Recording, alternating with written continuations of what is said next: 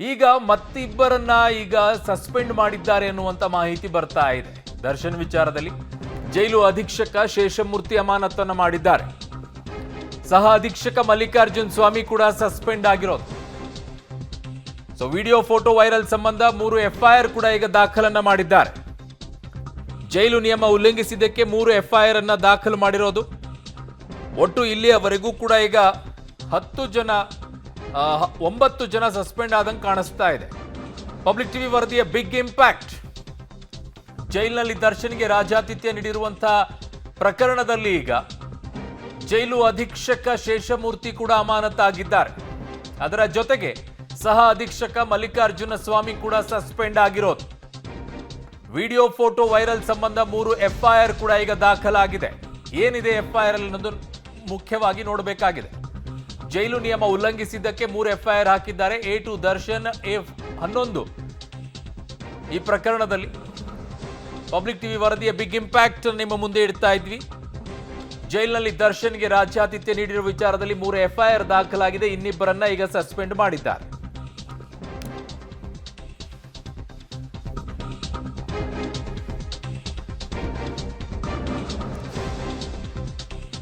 Video photo viral ಸಂಬಂಧ 3 FIR ದಾಖಲು ಮಾಡಿದ್ದಾರೆ. ಜೈಲು ನಿಯಮ ಉಲ್ಲಂಘಿಸಿದ್ದಕ್ಕೆ 3 ಎಫ್ಐಆರ್ ದಾಖಲಾಗಿದೆ. A2 ದರ್ಶನ್, A11 ನಾಗಾ ಸೇರಿ 3 ವಿರುದ್ಧ ಎಫ್ಐಆರ್ ದಾಖಲಾಗಿರೋದು. ಪಬ್ಲಿಕ್ ಟಿವಿ ವರದಿಯ ಬಿಗ್ ಇಂಪ್ಯಾಕ್ಟ್. 7 ಜನ ಸಸ್ಪೆಂಡ್ ಆಗಿದ್ರು, ಮತ್ತಿಬ್ಬರನ್ನ ಈಗ ಸಸ್ಪೆಂಡ್ ಮಾಡಿದ್ದಾರೆ. ಜೈಲಿನಲ್ಲಿ ದರ್ಶನ್ಗೆ ರಾಜಾತಿಥ್ಯವನ್ನ ನೀಡಿರೋದು. ಸೊ ಆ ವಿಚಾರದಲ್ಲಿ ಈಗ 3 ಎಫ್ಐಆರ್ ಅನ್ನ ಕೂಡ ದಾಖಲು ಮಾಡಿದ್ದಾರೆ. ಒಂದು ಫೋಟೋ, ಇನ್ನೊಂದು ವಿಡಿಯೋ ವೈರಲ್ ಆಗಿರೋದು ಪಬ್ಲಿಕ್ ಸರಣಿಯ ಪ್ರಶ್ನೆಗಳ ಸುರಿಮಳೆಯನ್ನ ಎತ್ತುತ್ತಾ ಇದೆ.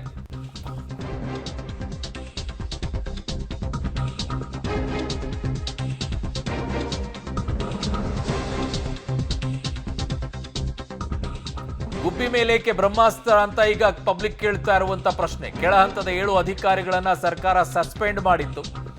ಪಬ್ಲಿಕ್ ಟಿವಿ ಪ್ರಶ್ನೆ ಬಳಿಕ 2 ಉನ್ನತ ಅಧಿಕಾರಿಗಳಿಗೆ ಸಸ್ಪೆಂಡ್ ಆಗಿದ್ದಾರೆ.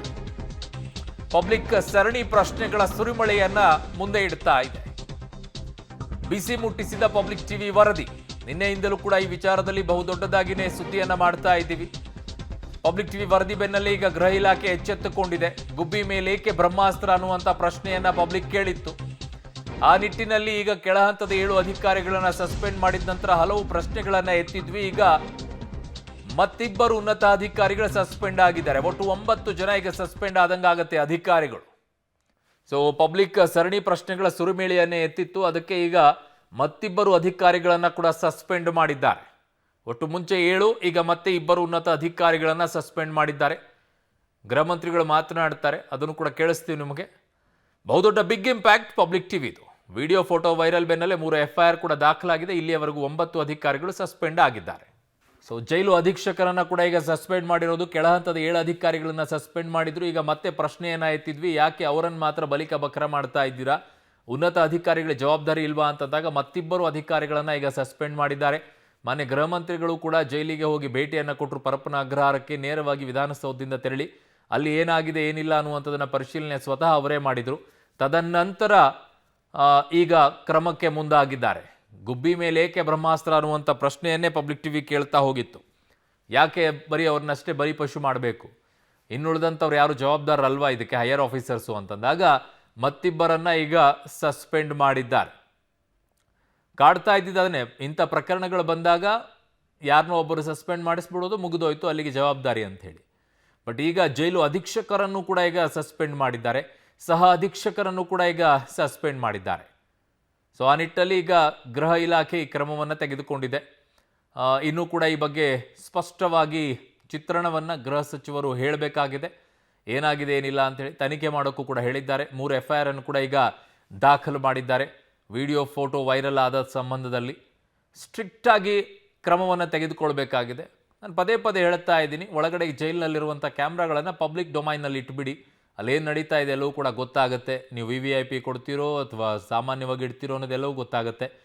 ಅದರ ಜೊತೆಗೆ ಇಷ್ಟೆಲ್ಲ ಭದ್ರತೆ, ಇಷ್ಟೆಲ್ಲ ಅವರಿಗೆ ಫೆಸಿಲಿಟಿ ಕೊಡೋದಾದರೆ ಅವರಿಗೆ ಹೋಮ್ ಕ್ವಾರಂಟೈನಲ್ಲಿ ಇಟ್ಬಿಡಿ. ಯಾಕೆ ಜನ ಕಟ್ಟುವಂಥ ತೆರಿಗೆ ದುಡ್ಡಲ್ಲಿ ಅವ್ರನ್ನ ನೋಡ್ಕೋಬೇಕು, ವ್ಯವಸ್ಥೆಯನ್ನು ಮಾಡಬೇಕು, ಬೆಟರ್ ಅಲ್ವಾ ಅದು ಅನ್ನುವಂಥದ್ದು. ಜೈಲುಗಳು ಹೇಗಾಗ್ಬಿಟ್ಟಿದೆ ಅಂತಂದರೆ ಒಂದು ರೀತಿಯಾಗಿ ಇವರಿಗೆಲ್ಲ ಕ್ರಿಮಿನಲ್ಸ್ಗಳಿಗೆ ರೆಸಾರ್ಟ್ ರೀತಿಯಲ್ಲಿ ಆಗ್ಬಿಟ್ಟಿದೆ. ಅದನ್ನು ಜೈಲು ಅನ್ನೋ ಹಾಗೇ ಇಲ್ಲ. ಮನ ಪರಿವರ್ತನೆ ಎಲ್ಲಾಗುತ್ತೆ. ಈ ರೀತಿಯಾಗಿ ಆರಾಮಾಗಿ ಇದ್ಕೊಂಡು ಬಿಂದಾಸಾಗಿ ಇರ್ಬೋದು ಬಿಡು ಜೈಲಲ್ಲಿ ಅಂಥೇಳಿ ಬರ್ತಾರೆ. ಕಾಸು ಮಾಡ್ಕೋ, ಹೊಡೆದಾಕು, ಒಳಗಡೆ ಹೋಗು, ಕಾಸು ಕೊಡು, ಆರಾಮಾಗಿರೋ, ಈ ವ್ಯವಸ್ಥೆ ಎಲ್ಲ ಸಿಗುತ್ತೆ. ಕ್ರಿಮಿನಲ್ಸ್ಗಳು ಆಚೆ ಇರುವಂಥದ್ದು ಅಲ್ಲಲ್ಲಿ ಒಬ್ಬೊಬ್ಬರು ಕ್ರಿಮಿನಲ್ಗಳು. ಅಲ್ಲಿ ಒಳಗಡೆ ಹೋದ ತಕ್ಷಣ ಎಲ್ಲರೂ ಸೇರಿಕೊಂಡು ಕ್ರಿಮಿನಲ್ ಇನ್ನೂ ಒಂದಿಷ್ಟು ದೊಡ್ಡ ಕ್ರಿಮಿನಲ್ಸ್ಗಳೇ ಆಗ್ತಾರೆ. ಈಗ ಈ ಎಲ್ಲ ವ್ಯವಸ್ಥೆಗಳನ್ನು ಜೈಲಿನಲ್ಲಿ ಕೊಡುವಂಥ ವಿಚಾರಕ್ಕೆ ಸರ್ಕಾರ ಏನು ಕ್ರಮ ತೆಗೆದುಕೊಳ್ಳುತ್ತೆ? ಸಸ್ಪೆಂಡ್ ಮಾಡಿ ಮುಗಿದ್ಬಿಟ್ರೆ ಅಲ್ಲಿಗೆ ಮುಗಿತಾ? ಮುಂದೆ ಈ ರೀತಿ ಆಗದೇ ಇರೋ ರೀತಿಯಲ್ಲಿ ಹೇಗೆ ಹೆಜ್ಜೆ ಇಡಬೇಕು, ಆ ನಿಟ್ಟಿನಲ್ಲೂ ಕೂಡ ಕ್ರಮ ತೆಗೆದುಕೊಳ್ಬೇಕಲ್ವಾ? ಅದು ಅತಿ ಮುಖ್ಯವಾಗಿದೆ. ಆ ನಿಟ್ಟಿನಲ್ಲಿ ಈಗ ಕ್ರಮವನ್ನು ತೆಗೆದುಕೊಳ್ತಾರೆ, ತಗೊಳ್ಳುವಂಥ ಅಗತ್ಯತೆ ಇದೆ, ನಂಬಿಕೆ ಇದೆ ಗೃಹ ಸಚಿವ ಪರಮೇಶ್ವರ್ ಅವರ ಮೇಲೆ. ಕಾರಣ ಅವರು ಇಂಥದಕ್ಕೆಲ್ಲ ಬಗ್ಗಕ್ಕೆ ಹೋಗೋದಿಲ್ಲ. ಏನು ಸ್ಟ್ರಿಕ್ಟಾಗಿ ತೊಗೋಬೇಕು ಅದನ್ನು ಸ್ಟ್ರಿಕ್ಟಾಗಿ ತಗೊಳ್ತಾರೆ. ಈ ವಿಚಾರದಲ್ಲೂ ಕೂಡ ಈಗ ನಿರ್ಲಕ್ಷ್ಯವನ್ನು ಮಾಡೋಲ್ಲ ಅನ್ನುವಂಥ ವಿಶ್ವಾಸ ಇದೆ. ಮಾಡಿದರೆ ಎಲ್ಲರಂತೆ ಅವರು ಅಂತ ಹೇಳಬೇಕಾಗತ್ತೆ. ಈಗ ಸದ್ಯಕ್ಕಂತೂ ಇಲ್ಲ, ಸ್ಟ್ರಿಕ್ಟಾಗಿ ಆ್ಯಕ್ಷನ್ ತೊಗೊಂಡಿದ್ದಾರೆ. ನಿನ್ನೆ ಆಯಿತು, ಇವತ್ತು ಇಮ್ಮಿಡಿಯೇಟಾಗಿ 9 ಜನ ಸಸ್ಪೆಂಡ್ ಆಗಿದ್ದಾರೆ. ಅದು ಆರಂಭದಲ್ಲಿ ತೆಗೆದುಕೊಳ್ಬೇಕಾದಂಥ ಕ್ರಮ ತೆಗೆದುಕೊಂಡಿದ್ದಾರೆ. ಬಟ್ ಮುಂದೆ ಅತಿ ಮುಖ್ಯವಾಗಿ ತೆಗೆದುಕೊಳ್ಬೇಕಾಗಿರುವಂಥದ್ದು ಕೂಡ ಇದೆ. ಅದು ಅಲ್ಲಿ ಇನ್ನೊಂದು ರೀತಿಯಲ್ಲಿ ಈಗ ಮೊಬೈಲು, ಈ ಥರ ವಿಡಿಯೋ ಕಾಲು, ಫೋಟೋ ಇವೆಲ್ಲ ಆಗದೇ ಇರೋ ರೀತಿಯಲ್ಲಿ ನೋಡ್ಕೊಳ್ಬೇಕಲ್ಲ, ಅವನ್ನೂ ಕೂಡ ಮಾಡಬೇಕು. ಅದು ಬಹಳ ಇಂಪಾರ್ಟೆಂಟು. ಸೊ ಈಗ ಸದ್ಯಕ್ಕೆ 7 ಜನರನ್ನು ಸಸ್ಪೆಂಡ್ ಮಾಡಿದರು. ಅದಾದ ನಂತರ ಮತ್ತೆ ಪ್ರಶ್ನೆಯನ್ನು ಕೇಳಿದ್ವಿ, ಬರೀ ಅವ್ರನ್ನೇ ಯಾಕೆ ಬಲಿಪಶು ಅಂತ ಹೇಳಿದಾಗ ಇನ್ನಿಬ್ಬರನ್ನು ಈಗ ಸಸ್ಪೆಂಡ್ ಮಾಡಿದ್ದಾರೆ. ಜೈಲು ಅಧೀಕ್ಷಕ ಮತ್ತು ಶೇಷಮೂರ್ತಿ ಅವರನ್ನ ಅಮಾನತು ಮಾಡಿದ್ದಾರೆ. ಅದರ ಜೊತೆಗೆ ಸಹ ಅಧೀಕ್ಷಕ ಮಲ್ಲಿಕಾರ್ಜುನ್ ಸ್ವಾಮಿ ಕೂಡ ಸಸ್ಪೆಂಡನ್ನು ಮಾಡಿದ್ದಾರೆ. ಒಟ್ಟು 9 ಅಧಿಕಾರಿಗಳು ಇಲ್ಲಿಯವರೆಗೂ ಸಸ್ಪೆಂಡ್ ಆಗಿದ್ದಾರೆ. ಇದು ಈಗಿರುವಂಥ ಬೆಳವಣಿಗೆ.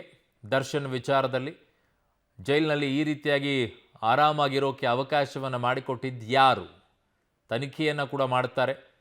ಅದಾದ ನಂತರ 1 ತಿಂಗಳಾದ ತಕ್ಷಣ ಎಲ್ಲ ಮರಿತಾರೆ, ಮತ್ತೆ ಅವರಿಗೆಲ್ಲ ವ್ಯವಸ್ಥೆಯನ್ನು ಮಾಡಿಕೊಡ್ತಾರೆ. ಇವ್ರನ್ನೆಲ್ಲಾದರೂ ಬೇರೆ ಕಡೆ ಶಿಫ್ಟ್ ಮಾಡಬೇಕು ಅಂತಾರೆ, ಅಲ್ಲೂ ಮತ್ತೆ ವ್ಯವಸ್ಥೆಗಳಾಗುತ್ತೆ. ಅಲ್ಲಲ್ಲಿ ಅಡ್ಜಸ್ಟ್ಕೊಂಡು ಆಗ್ತಾ ಹೋಗುತ್ತೆ. ಹಾಗಾಗಿನೇ ಹೇಳೋದು, ಜೈಲಿನಲ್ಲಿರುವಂಥದ್ದನ್ನು ಆಚೆ ವಿಡಿಯೋ ಲೈವ್ ಆಗಿ ಬಿಟ್ಟುಬಿಡಿ ಫುಟೇಜ್ಗಳನ್ನು. That is the best way. ಯಾರು ಏನು ಮಾಡ್ತಿದ್ದಾರೆ ಎಲ್ಲವೂ ಕೂಡ ಪಾರದರ್ಶಕವಾಗಿ ಕಾಣಿಸುತ್ತೆ, ಕ್ಲಿಯರ್ ಆಗಿ ಗೊತ್ತಾಗತ್ತೆ ಯಾರು ಹೆಂಗೆ, ಏನು, ಯಾವ ವ್ಯವಸ್ಥೆ ಇರುತ್ತೆ. ಒಂದಿಷ್ಟು ಭಯ ಆದರೂ ಉಟ್ಕೊಳತ್ತೆ ಆ ಜೈಲಿನಲ್ಲಿ, ಹೀಗೆಲ್ಲ ಇರಬೇಕಾ ಅಂಥೇಳಿ. ನೀವು ಇಂಥ ಫೋಟೋ ತೋರಿಸ್ಬಿಟ್ರೆ ಜೈಲಲ್ಲಿ ಬಿಡು, ಯಾರನ್ನಾದರೂ ಹೊಡೆದು ಆರಾಮಾಗಿ ಹೋದ್ರೆ ಹಿಂಗೆ ಆರಾಮಾಗಿ ಇರ್ಬೋದು ಅನ್ನುವಂಥ ಮನಸ್ಥಿತಿಗಳು ಬರುತ್ತೆ. ಸ್ನೇಹಿತರೆ, ಈಗಾಗಲೇ ತಮಗೆ ಗೊತ್ತಿರೋ ಹಾಗೆ ಏನು ಮೊನ್ನೆ ದಿವಸ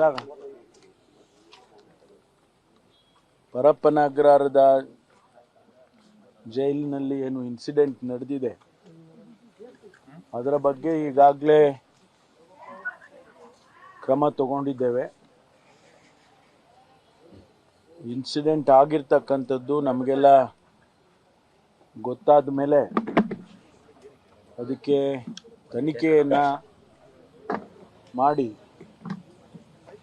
7 ಜನ ಅಧಿಕಾರಿಗಳನ್ನು ಈಗಾಗಲೇ ಸಸ್ಪೆಂಡ್ ಮಾಡಿದ್ದೇವೆ. ಅದಾದ ಮೇಲೆ ನಾನು ಈಗ ತಾನೇ ವಿಸಿಟ್ ಮಾಡಿ ಮತ್ತಷ್ಟು ಮಾಹಿತಿಗಳನ್ನು ತೆಗೆದುಕೊಂಡ ನಂತರ ಇಲ್ಲಿನ ಚೀಫ್ ಸೂಪರ್ಡೆಂಟ್, ಅವರ ಹೆಸರು ಶೇಷಮೂರ್ತಿ, ಮತ್ತು ಸೂಪರಿಂಟೆಂಡೆಂಟ್ ಮಲ್ಲಿಕಾರ್ಜುನ ಸ್ವಾಮಿ, ಇವರು ಹಿರಿಯ ಅಧಿಕಾರಿಗಳು, ಈ ಬಂದಿಖಾನೆಯ ಜವಾಬ್ದಾರಿಯನ್ನು ಹೊತ್ತಂತವರು. ಹಾಗಾಗಿ ಅವರಿಂದ ಕೂಡ ಲ್ಯಾಪ್ಸಸ್ ಆಗಿದೆ ಅಂತ ಹೇಳಿ ಅವರಿಬ್ಬರನ್ನು ಕೂಡ ಸಸ್ಪೆಂಡ್ ಮಾಡಿದ್ದೇನೆ. ನನಗೆ ಬೆಳಿಗ್ಗೆ ಮಾಧ್ಯಮ ಸ್ನೇಹಿತರು ಕೇಳ್ತಾ ಇದ್ರು, ಕೆಳಗಿನವ್ರನ್ನ ಮಾತ್ರ ಕೆಲವರನ್ನ ಸಸ್ಪೆಂಡ್ ಮಾಡಿದ್ದೀರಿ, ಹಿರಿಯ ಅಧಿಕಾರಿಗಳನ್ನು ನೀವು ಸಸ್ಪೆಂಡ್ ಮಾಡಿಲ್ಲ ಹಾಗೆ ಅಂತಕ್ಕಂಥ, ಅವ್ರ ಮೇಲೆ ಏನೋ ಆ್ಯಕ್ಷನ್ ತಗೊಳ್ಳಿಲ್ಲ ಅಂತ ಕೇಳ್ತಾ ಇದ್ರು. ಈಗ ಬಂದಾದ್ಮೇಲೆ ನಮಗೆ ಸಿಕ್ಕಿರ್ತಕ್ಕಂಥ ಮಾಹಿತಿಯಲ್ಲಿ ಅವರ ನೆಗ್ಲಿಜೆನ್ಸ್ ಕೂಡ ಕಂಡು ಬಂದಿದೆ ಅಂತ ಹೇಳಿ ಅವರನ್ನು ಸಸ್ಪೆಂಡ್ ಮಾಡಲಾಗಿದೆ. ಜೊತೆಗೆ ಯಾರು ಸಿಗರೇಟ್ ತೊಗೊಂಡು ಬಂದು ಕೊಟ್ಟರು, ಯಾರು ಟೀ ತೊಗೊಂಡು ಬಂದು ಕೊಟ್ಟರು, ಕುರ್ಚಿ ಯಾರು ತೊಗೊಂಡು ಬಂದು ಹಾಕಿದ್ರು, ಇದೆಲ್ಲವನ್ನು ಕೂಡ ತನಿಖೆ ಮುಂದುವರಿಯುತ್ತೆ. ತನಿಖೆ ಪ್ರಿಲಿಮಿನರಿಯಾಗಿ ಆಗಿರುವಂಥದ್ರಲ್ಲಿ 3 FIRಗಳನ್ನು ರಿಜಿಸ್ಟರ್ ಮಾಡಿದೆ ಅವ್ರ ಮೇಲೆ. ಅವ್ರು ಯಾರ್ಯಾರು ಏನು ಪ್ರಿಸನ್ ಆ್ಯಕ್ಟ್ನಲ್ಲಿ ಏನು ಪ್ರಿಸನ್ ಮ್ಯಾನ್ಯುಯಲ್ನಲ್ಲಿ ಏನು ನಮೂದಿಸಿದ್ದಾರೆ ಅದನ್ನು ವೈಲೇಷನ್ ಮಾಡಿದ್ದಾರೆ. ಅದಕ್ಕಾಗಿ 3 FIRಗಳನ್ನು ರಿಜಿಸ್ಟರ್ ಮಾಡಿದ್ದೇವೆ. ಅವ್ರ ಮೇಲೆ ಕ್ರಮ ತಗೊಳ್ಳೋದು ಪ್ರಾರಂಭ ಆಗುತ್ತೆ. ಜೊತೆಗೆ ಫರ್ದರ್ ಇನ್ವೆಸ್ಟಿಗೇಷನನ್ನು ಮಾಡೋದಕ್ಕೆ ಸೂಚನೆ ಕೊಟ್ಟಿದ್ದೇನೆ.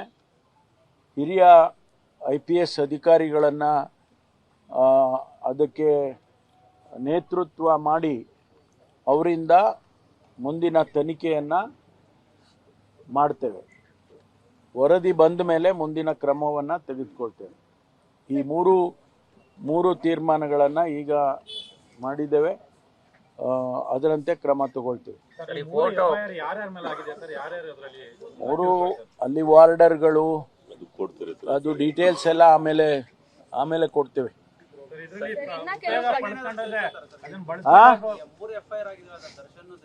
ಅಲ್ಲ, ಯಾರ್ಯಾರು ಇದ್ದಾರೆ ಅವರೆಲ್ಲರದು ಅವ್ರ ಮೇಲೆ ಆಗ್ಬೇಕಲ್ಲ.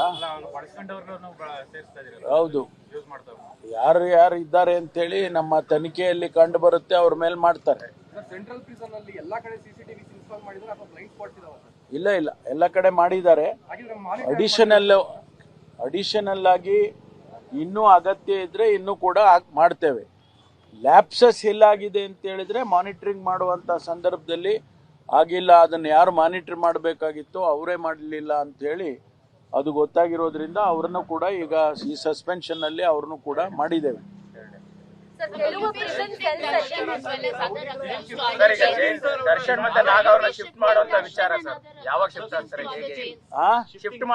ಶಿಫ್ಟಿಂಗ್ ಅದು ಈಗ ಸದ್ಯದಲ್ಲಿ ನಾವು ಚರ್ಚೆ ಮಾಡ್ತಾ ಇದ್ದೇವೆ. ನೋಡೋಣ ಅದು ಏನು ಯಾವ ರೀತಿ ಮುಂದಿನ ಕ್ರಮ ತಗೋಬೇಕು ಅದನ್ನ ಮಾಡ್ತೀವಿ. Sir, what are the steps to be taken to prevent this? Because this is not a new thing, sir. In the past as well, when Sasikala was here, there were allegations that VIP treatment was given to her. Telgi, such allegations came to the fore. Now you have another VIP prisoner inside, and similar allegations now with pictures emerging. See, every point of time, there are people who head this prison to take care of this prison. It is those people the negligence happens. It's not always. Whenever. So ಇದು ಮಾನ್ಯ ಗೃಹ ಸಚಿವರು ಮಾತನಾಡ್ತಾ ಇರುವಂತಹ ವಿಚಾರ. ಅವರ ಏನು ಕ್ರಮ ತಗೊಳ್ಬೇಕು ಆ ಕ್ರಮವನ್ನು ಈಗಾಗಲೇ ತೆಗೆದುಕೊಂಡಿದ್ದಾರೆ. ಇನ್ನು ತನಿಖೆ ಆದ ನಂತರ ಬರಬೇಕಾಗಿದೆ.